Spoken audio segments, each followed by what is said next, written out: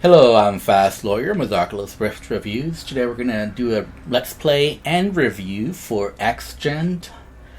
Axegend is a game released on the Steam store today for the HTC Vive and the Oculus Rift.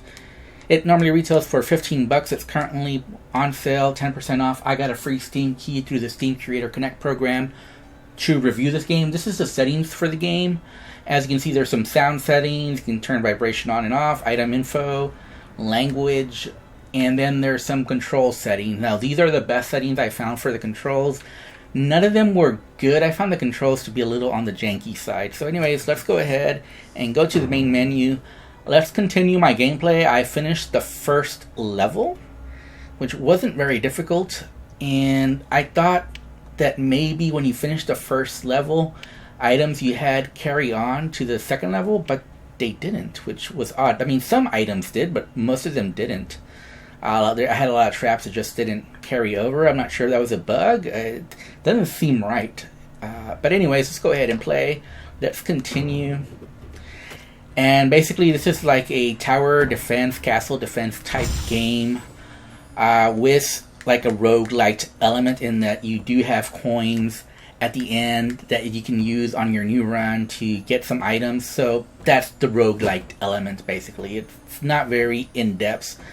You have different traps that you can set down, or item upgrades, or you can even get little allies like I do. You see I have a couple little allies here, some traps I already set. And I'm going to get another trap. Let's do the fire one. Why not? So let's go ahead and choose that. And since I already learned my lesson last time of stuff just not carrying over, I'm just going to go ahead and... Oh, you can't put it any... See, there's certain locations you can't put it. I have no idea why. Okay, it doesn't matter. And I have my little weapon here. This is basically my thrown weapon.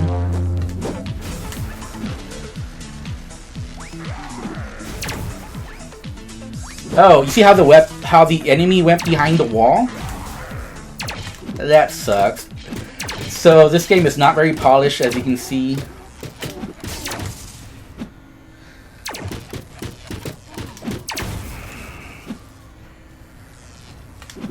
My traps are not doing anything as far as I can tell.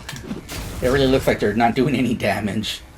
So you see I have some traps laid out here. They're just not really doing anything. These traps miss. Oh, there's one enemy over here. Annoying. So you do have full locomotion and snap turning. Unfortunately, as you can tell, you have this vignette effect as well. You cannot turn off the vignette effect. It's there. There's no option to turn it off. Oh my god. I guess the boomerang? These are all terrible choices. You don't want a melee weapon because then you gotta get up close to the enemies and you can get lots of damage that way. But I really didn't. It seems like that's a downgrade from what I had. I don't know if the boomerang's better than the throwing axe I had. So you just wait for the waves. The first stage honestly played out a lot like this one. This one just has more enemies. There's a new type of enemies, but really they're not that interesting.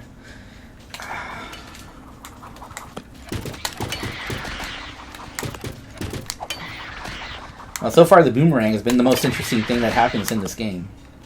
Okay, I was wrong. The boomerang is a lot better than the throwing axe. Oh, look. Now we got this guy over here.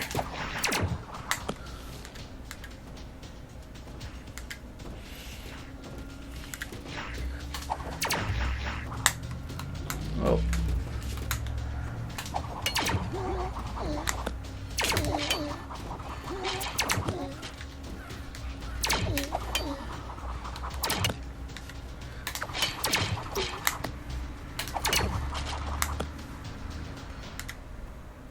But you see, it's like my traps are not doing anything at all.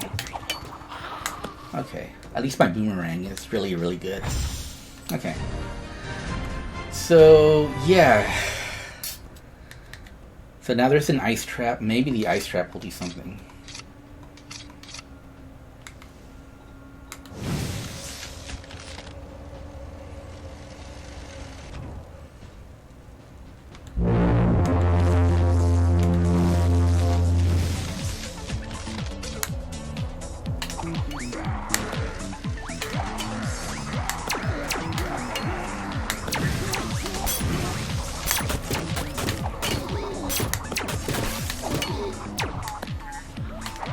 So I'm taking lots of damage from all the thrown weapons. And there's these guys over here also, so a lot of this game is just avoiding all the thrown projectiles. And I couldn't even get to that disco guy, whoever has the music, the DJ, whatever you want to call it. And unfortunately, he really powers up.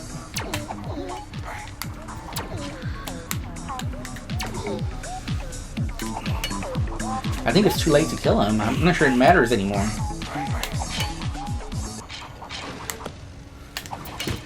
But you see how the traps are really not doing all that much. Jeez.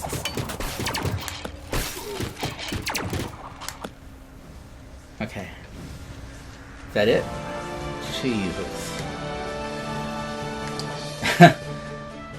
So I might have to end my video here. I don't recommend this game. This is, by the way, in between waves. After you do a few waves, you get like this little breather in between. I'm a little worried about a possible copyright claim due to the music.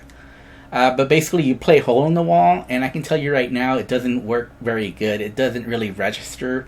I do the shapes, it just doesn't really work. It always fails me. It's not fun. It's pretty repetitive. I just did this one for the last break in between waves. I think this game is overpriced for what it is. I think at most this is like a $3 VR quality game, mobile VR quality game. It's not very good. I don't recommend it. If I have to score the game, I guess I'll give it a 4 out of 10, and I think I'm being generous with that score. I'm going to give it a negative recommendation, 4 out of 10. It's not very good. It's pretty repetitive. It's boring gameplay. Sure, there's new weapons and stuff, but the enemy AI is so dumb. A lot of the weapons don't work. There's so many bugs. For example, you can pick up the bow and arrow with your right hand, because you're picking up all your weapons with your right hand, and then you got to shoot left-handed for the bow. So you actually have to remember to pick it up with your left hand. There is this guy who gets aggro, and once you get the bow and arrow, all your arrows will automatically go to that guy who's supposed to help you out. There's just little bugs like that are really irritating, and this is just not a fun game. Anyways, I'm Fast Lawyer. I'm with Oculus Rift Reviews. Thanks for watching. Have a wonderful day. Goodbye.